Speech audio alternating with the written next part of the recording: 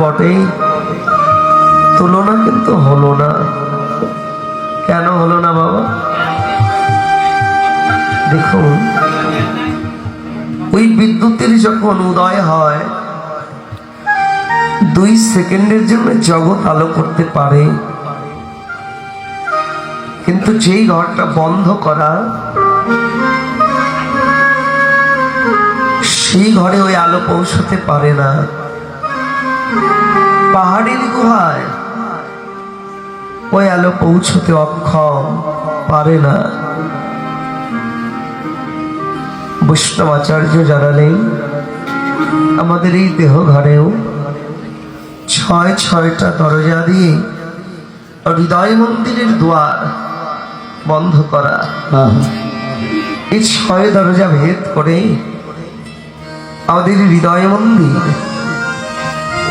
ওই বিদ্যুতের আলো কোনোদিনও আলোকিত করতে পারে না। কিন্তু গৌর রূপীর কিরণ যার নয়ন কোণে একবারে লেগে যায়, গুরু কৃপা বলে ওই ভাবনাময় মূর্তি লীলাময় বিগ্রহ যদি কেউ একবার নয়ন করে দর্শন করতে পারে,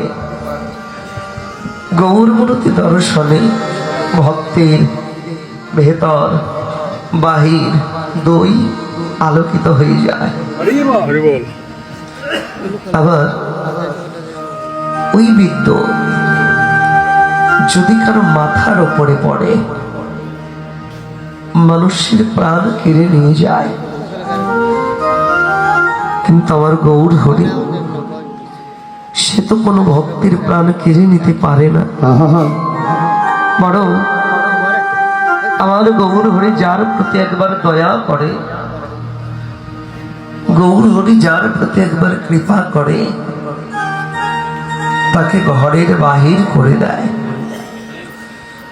ভক্ত সঙ্গীর লাগে ওই ভক্ত নদীর স্রোতের মতো ছুটি চলে।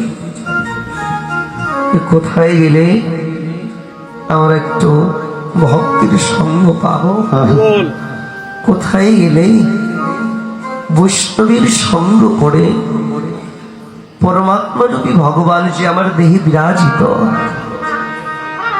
ওই পরমাত্মাকে কিঞ্চিত মাত্র সেবা প্রদান আমি করতে পারবো।